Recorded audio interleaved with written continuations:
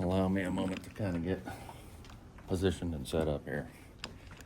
In an age of deep fakes, it's good to have corroborated video evidence, right? And fingerprints. And fingerprints and biometrics, and yeah, we'll measure and weigh every way we can. Ugh. I gotta get more water.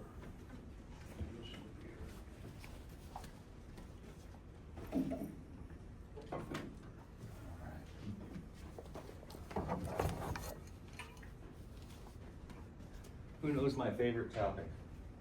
The law. The law is very simple. The law is do no harm. Another way to put it would be don't steal. Pretty good advice. The reason we institute governments among men is to prevent theft. I mean, that's the whole point. Theft of life, theft of property, theft of security, theft of choice, and theft of the truth. We also call that lying. Unfortunately, when those institutions become the liars, justice will not be served. And there are consequences when people feel that justice is not coming. Sir, could you give us your name? Yes, my name is Peter Steele, resident dissident of Ravalli County. Thank you. I'd like to begin with just a couple of brief headlines, some old, some new. Let's see. This one here, I'm just gonna read the quick headline and encourage people to do their own research. But this is from usrighttoknow.org. They are pursuing truth and transparency for public health. They have conducted numerous lawsuits in order to attain records pertaining to biomedical research here in the United States and abroad, and their findings are quite interesting. The first one is written by Robert Keldick, a critical review of COVID-19 origins, hidden in plain sight, published by the Scowcroft Institute of International Affairs, Texas A&M University, the Bush School. I have, on my own expense, printed that out. And I'm not going to read it all to you. It's 90 pages with an additional 60 pages of citations and summaries. I leave this in your care for those who are interested. This is the conclusion of their investigation. This one is called the Muddy Waters Update, second installment. If you want a little bit of credibility, just so you know who Robert Keldick is, he is the former U.S. Department of Health and Human Services Assistant Secretary of Preparedness and Response, and a former member of the U.S. Air Force. He was a colonel who was retired after 41 years of public service. Dr. Keldick has built a distinguished record of service at the highest levels of U.S. biodefense and pandemic preparedness, both in civilian and military roles. From 2017 to 2021, he served as Assistant Secretary for Preparedness and Response at the U.S. Department of Health and Human Services. In this capacity, he played a central role in creating and executing Operation Warp Speed, which developed COVID-19 vaccines and therapeutics in record time. This is from the institution itself. Again, I leave this in your care to peruse. There's some very interesting information in here about the development of these pathogens and how it is connected right here to Ravalli County. It's kind of scary. Concerning, we'll call it concerning. This, for those that are not familiar, is Executive Order 13887, modernizing influenza vaccines in the United States to promote national security and public health, signed September 19th, 2019 by Donald J. Trump. That is available. If you're not paying attention to Jeffrey Sachs, he's quite the professor. I believe he is a professor at MIT. He's a world-renowned economist who has the ability to reason. He doesn't need medical expertise to know every single thing. He just has reasons.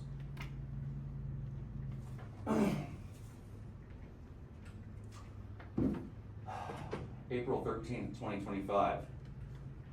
3 decades wiped from life expectancy of the COVID vaxxed by Frank Bergman.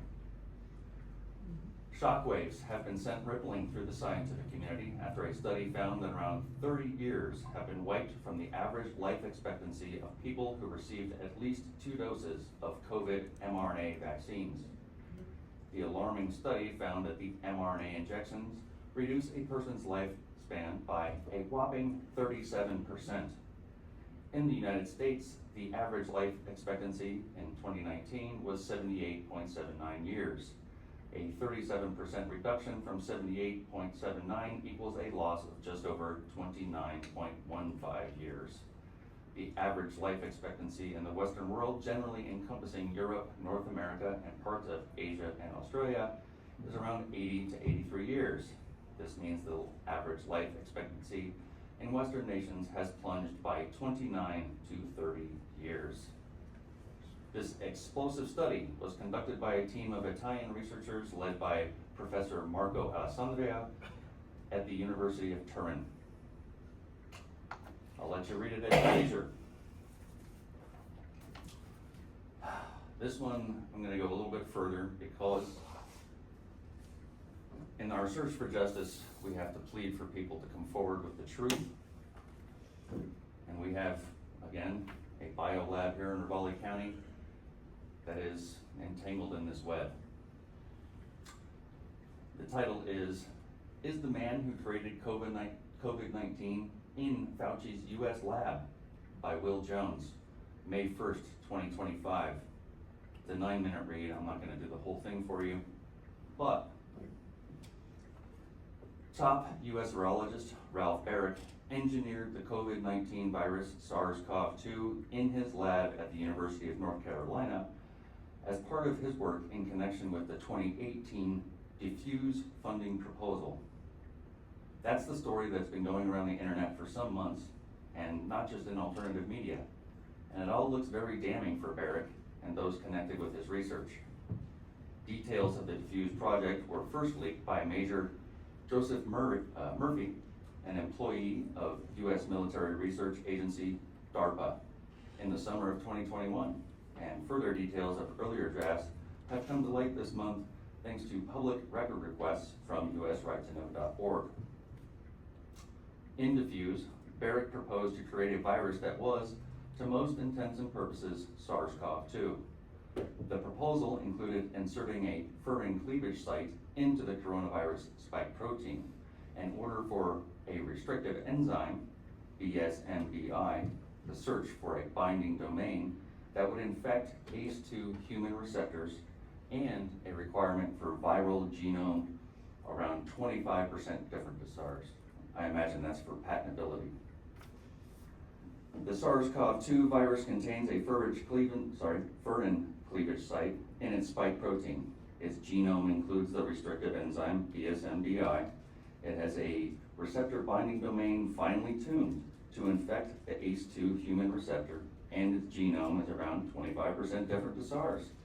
A number of virologists have said that such features make SARS-CoV-2 a smoking gun for an engineered virus. Baric obtained a patent for such a novel virus in 2018, just as he was putting diffuse together. In diffuse, he proposed to infect wild Chinese bats with his newly patented viruses. Many regard this as a case closed for the lab leak. But this is not the full story. That's because Baric's diffuse proposal did not win the DARPA funding.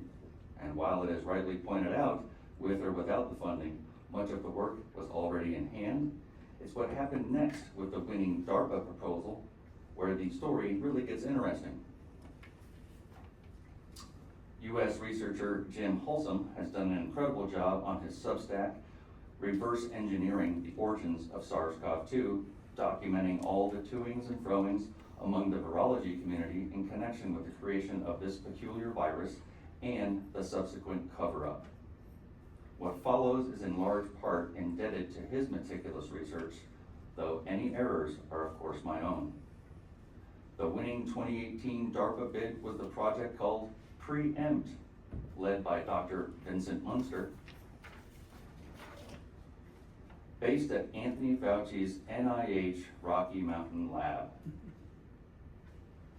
Both Preempt and Barrick's Defuse project had the same basic idea, to try to prevent a hypothetical future pandemic from using an engineered SARS virus to vaccinate the bats from which it is believed such a virus was likely to spill over. The idea being, of course, that the vaccinated bats would no longer be a reservoir for the virus, thus defusing or preempting the zoonotic spillover. Sounds crazy? Too right. Far too much meddling with nature and placing too much faith in the ability of vaccines to prevent infection and transmission. But crazy or not, that's what the scientists proposed, and Preempt won, and Defuse lost. Just gonna sum up here briefly. The key difference between Barrick's Defuse and Munster's Preempt, aside from Preempt coming in $4 million cheaper at $10 million, is that rather than relying upon spraying bat caves with a non-transmissible virus vaccine, Munster's plan involved making a virus vaccine transmit between the bats via aerosols. This made it a self-spreading vaccine, able, in theory, to reach all the bats without humans having to go and find their cave and spray them. The risks of such a plan should have been obvious. Indeed, Barrick himself, who went awfully quiet after his Defuse project leaked in mid-2021, resurfaced in mid-2023 to say that such work involving engineering transmissible virus vaccines was too edgy for him. After the DARPA funding went to Preempt, Fauci rode to Barrick's rescue with a bumper of $82 million called CREED, awarded in the summer of 2019, in which both Barrick and Munster's teams would cooperate in the research into Munster's concept of self-spreading bat vaccines. I'll let you read the rest at your leisure.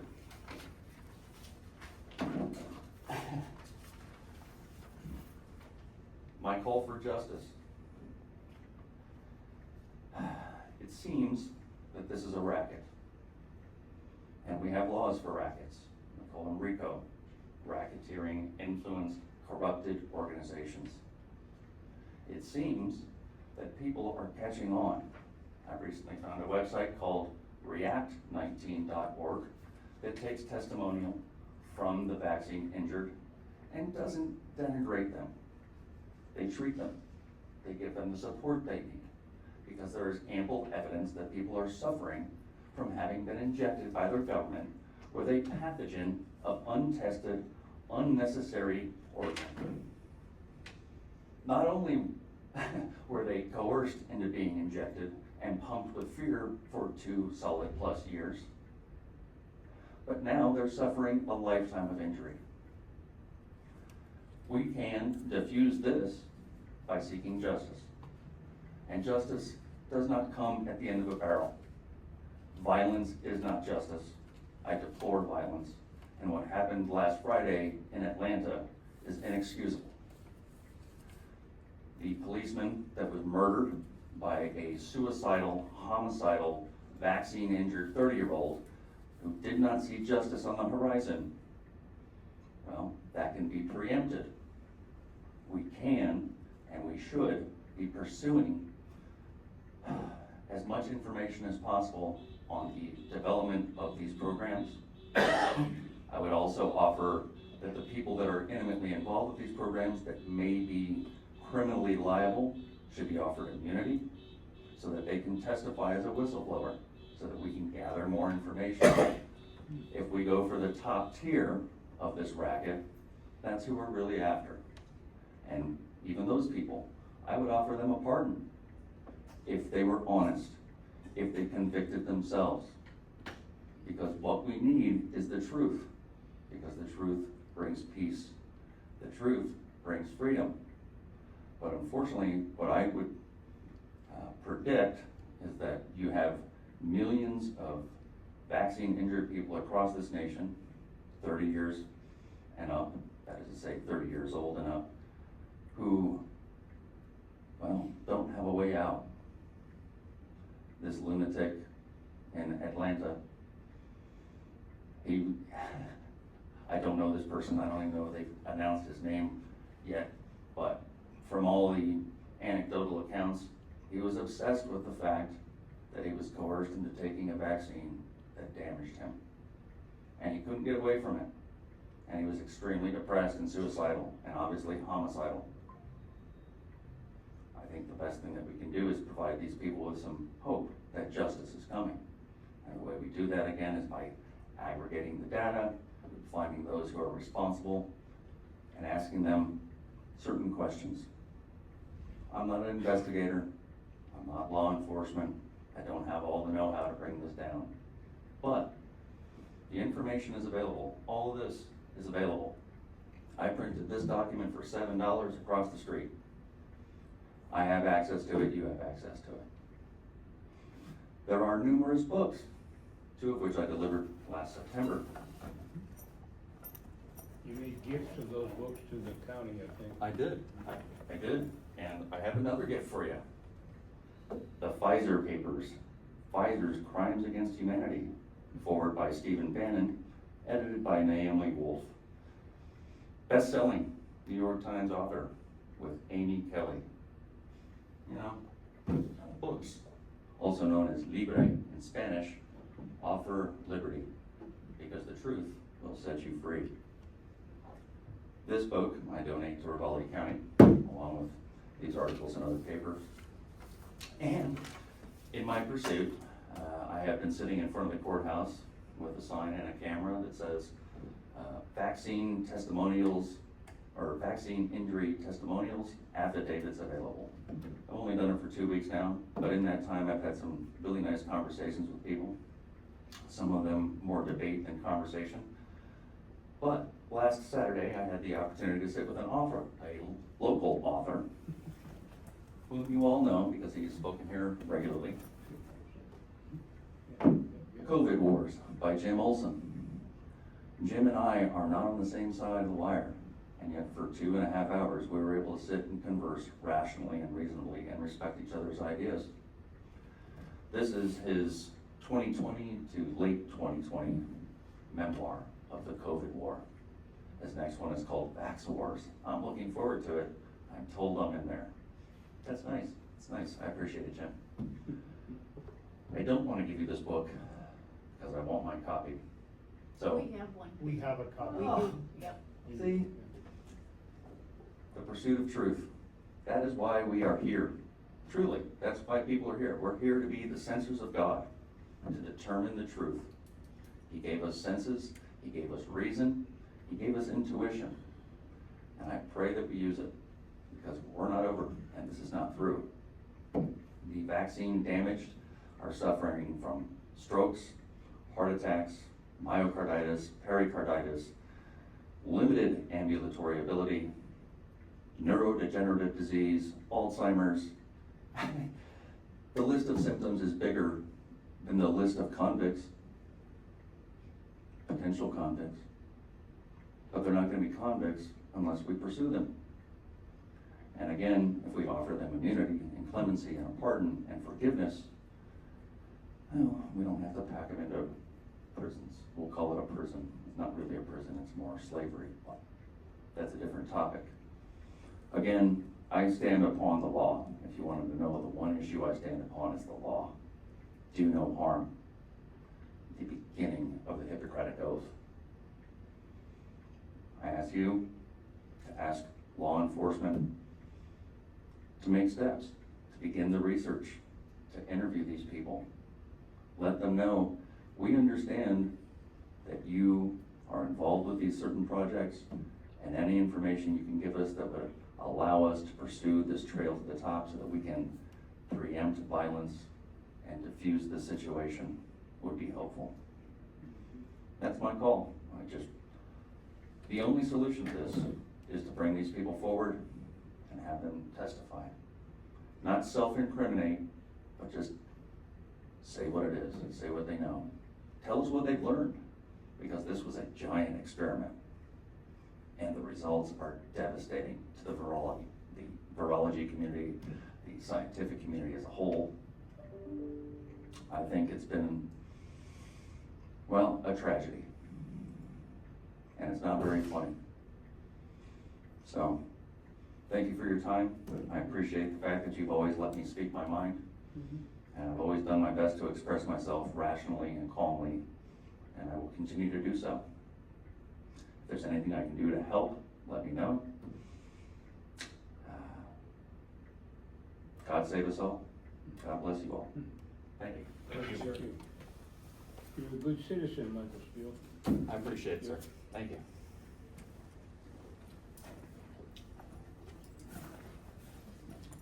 Mike, did you have anything? What comment was? All right, next regular Board of Health meeting, September 10th at 1 o'clock. Is there a motion to adjourn? So moved. Second. Moved and second to adjourn, all those in favor? Aye. We're adjourned. Donna, did you have any variances or anything coming up that you know of? Yeah, Not right now, no. Okay. thank you, appreciate it. Yes, sir. Oh, if everybody can see Jim's book, it's in my office. Thank you. It was in the hallway. Oh, okay, I think I have, well, he gave me one. I'll put this in the hallway, just scan that. and just send it to That's what I call being on the record. Sure. Pretty cool. Make it winter. Thanks, Lou. You're good. Excellent. Great. Anything else? You said